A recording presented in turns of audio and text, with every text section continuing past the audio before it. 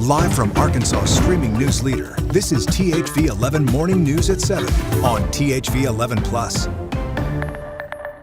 Happy Hump Day, everybody. Thanks so much for joining us here on THV 11 Plus. I know it's wet, I know it's rainy, I know it's windy, got a lot going on, but it really, you know what, I'm going to take it in stride because it's Halloween weather, and I think we should appreciate it. It is perfect. Yeah, and it's finally going to dry up too before Halloween, so that makes it even better. It just it'll feel like it's supposed to be spooky out there. You know, you guys know I love the warmer weather, but I don't mind this if the sun is shining. Yeah. You know, it's just I got you tomorrow. Okay, It's been tomorrow. That's good. It has been a minute. And parents will appreciate that Yes, from trick-or-treaters. for sure. Yeah. I know, you just never know with Halloween here in Arkansas if you're going to be wearing a coat and then you pay all that money for the costume and you're covering it or up. sweating to death. Or sweating to death. I grew up in Jonesboro, so I have memories of every Halloween it's raining. Really? Yes, like it was part of Halloween, Well, and I didn't know. Sounds like it's going to be a good one. I guess you're going to give us all of the details in a will. little bit. That's I probably will. what's going to happen. But right now, let's talk about traffic. And it's been okay this morning. So far, we'll see it really start to get active here at the 7 o'clock hour. Hopefully not as active as yesterday. We had a lot of accidents yesterday, but today with the rain and the wet roads, hopefully we're leaving a little bit early, giving ourselves some extra time. We're starting to see some slowdowns. Jacksonville was slow here just a few minutes ago, but it looks a little bit better now, starting to pick up in this construction area. But remember to slow down there, especially with this rain. And then the North Terminal Interchange, this is what it looks like right now. 57 southbound used to be 167, moving at 21 miles per hour. And then on 30 westbound after you come off of Interstate 40, moving a little slow there too, getting close to the Arkansas River Bridge. 30 eastbound slowing down right before Alexander. And this isn't looking too bad, not backed up too much, but we'll start to see that change a little bit here in the 7 o'clock hour. This is what it looks like right now in Jacksonville. So just getting a look at the Vandenberg exit. You see a lot of brake lights, and I was telling you it was slow here a few minutes ago, and it was impacting your drive in from around Cabot, but it is a little bit slower still than usual at 25 minutes into downtown Little Rock. Still looking okay if you're coming in from Conway or Benton. Tracy? Well, it is a little rainy out there this morning as we can look across our city. Again, a gorgeous shot there, but we are going to deal with a few of those rain showers on and off today. It won't be anything like yesterday, which is good news, but we are looking at this upper level low continuing to spin counterclockwise and wrapping some of this moisture back into the state, right into the central portion of the state as we are all heading off to work and school this morning. But we've also got some very potent breezes out there as we're heading into the afternoon. Now, with this rain and with the wind, we're going to maybe feel a little bit chilly out there this morning. It'll certainly feel like fall. You'll need that jacket, that umbrella, and you'll need a hat because it is going to be very windy today. We have a weather impact advisory for that wind through 7 p.m. this evening, so making sure you're securing those objects on your porch if they're not already at your neighbors. We could see a few power outages as we're seeing those gusts upwards of 40 miles per hour. But again, make sure you're all set when you head out the door with that umbrella and those layers because you will need them throughout the day.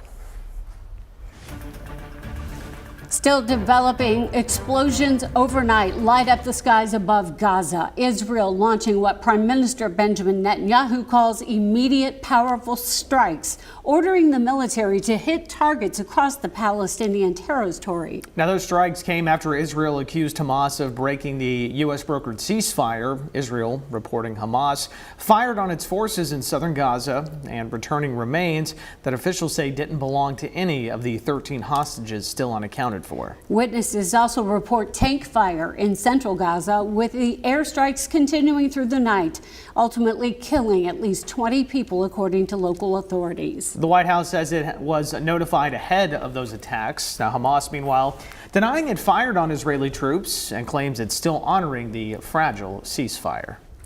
The government shutdown is inching closer to the record number of days for a shutdown, with the Senate failing again Tuesday to pass a funding bill. Now, as we begin day 29, a legal fight is emerging over whether the Trump administration can tap emergency funds to keep SNAP food benefits flowing. Food lines nationwide are growing as millions of Americans worry whether they'll have the next meal. And as we've told you, the Department of Agriculture says SNAP money could run out by Saturday.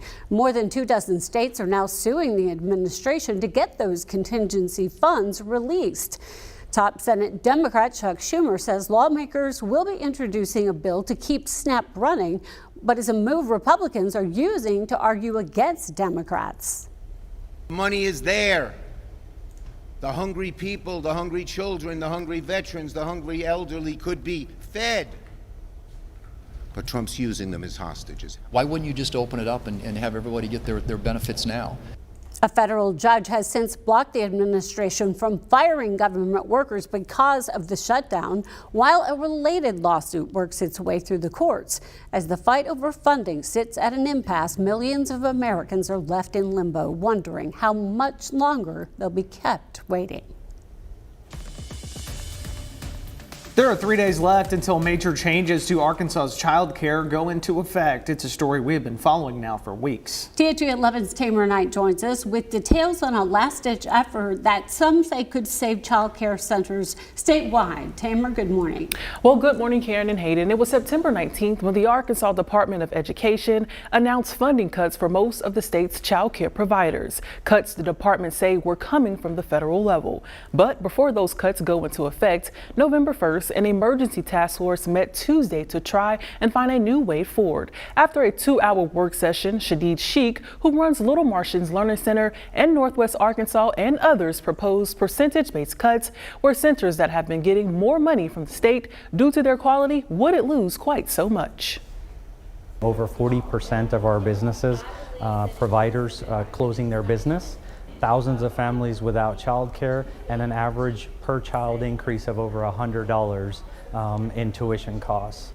And although the proposal wouldn't be a permanent solution, state officials say they're reviewing the idea. Kind of a rough spot in the road where we don't have any federal money left. And so we're trying to figure out how we are able to provide services across the state for daycare.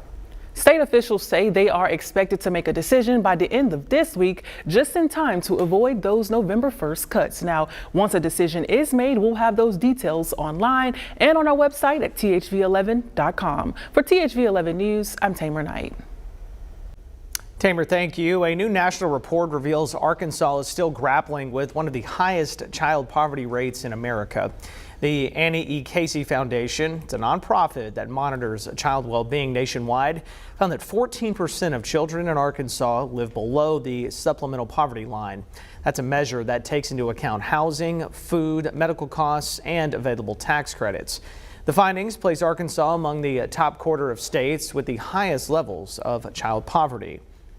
Also, health insurance costs are climbing once again, and many Arkansans want answers. The CEO of Arkansas Blue Cross Blue Shield says a mix of rising medical expenses, staffing shortages, and delayed care is fueling those higher premiums.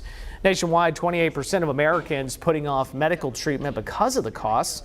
And here in Arkansas, 125 small businesses dropped coverage last year. Healthcare spending on track to soar from $5 to $8 trillion in the next decade. Rising drug prices and costly claims among younger adults are adding even more pressure. That is, the health status of our youth in particular is not where we need it to be. And so when you think about young people in their 20s even becoming diagnosed with diabetes, with chronic health conditions, those are taking a toll on them. Blue Cross says it's leaning on technology, preventive care, and value-based programs to rein in those costs and keep Arkansans healthier. Renewal rates for next year are expected to jump about 8 to 9% for both small and large employer plans. The Trump administration and members of the president's cabinet are still pushing claims of a link between Tylenol and autism, and now the state of Texas is taking the fight to court. Attorney General Ken Paxton is suing Johnson & Johnson and its spinoff Kenvue, accusing the companies of failing to warn women about potential risks tied to Tylenol. The lawsuit argues there is mounting scientific evidence connecting prenatal and early childhood exposure to acetaminophen, the medicine in Tylenol, and autism. But one political analyst says Paxton may also be using the case to boost his own political standing. The Attorney General has a very much uphill climb here because we're basing this a lot on emotion right now and not a lot on science. The ripple effects, of course, are that the state of Texas sues is found in the wrong, and it looks like pure partisan politics on the part of the Attorney General trying to curry favor with the Trump administration. Texas is asking a judge to order Johnson & Johnson to destroy any marketing that suggests Tylenol is safe for pregnant women or children. Now let's go back into Ashley King and check in on the traffic this morning. Thanks. Yeah, it's starting to get a little busier on our roadways here in the metro area. 7:10 right now. So, of course, in the 7 o'clock hour, we really see the volume start to pick up. And that is the case right now, especially on 30 eastbound. We can get a closer look at what's going on. But first, let's start with the North Terminal interchange. 57 southbound is starting to slow down around McCain. That was 167 southbound. It's just at 24 miles per hour. And it's backed up for quite a ways here. And then also 30 westbound right after you turn onto there after 40 towards the Arkansas River Bridge. It is slowing down there too. It's also slow here, as I was mentioning, 30 eastbound, getting close to Alexander, starting to back up a little bit. We can get a closer look at what's happening. This is the Bryant Parkway exit on 30. You can see just a lot of cars. It is blurry a little bit because of that rain Tracy's about to tell you about, but just a lot of headlights there. Our drive times into downtown Little Rock, getting a peek at those and really starting to slow down if you're coming in from Saline County, especially from around the Alcoa Road exit there in Benton. 26 minutes into downtown Little Rock.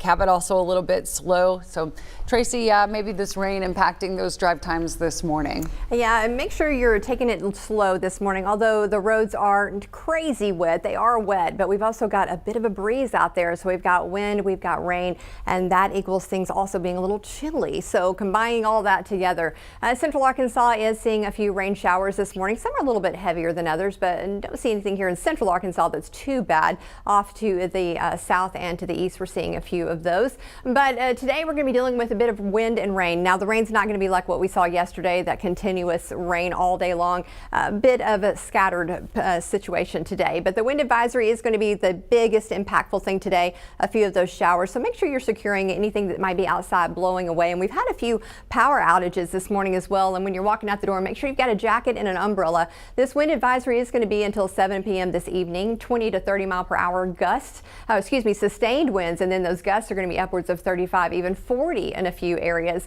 We'll start to see these winds dying down as we're heading into the evening hours, but we've got a much brighter Thursday and Friday ahead.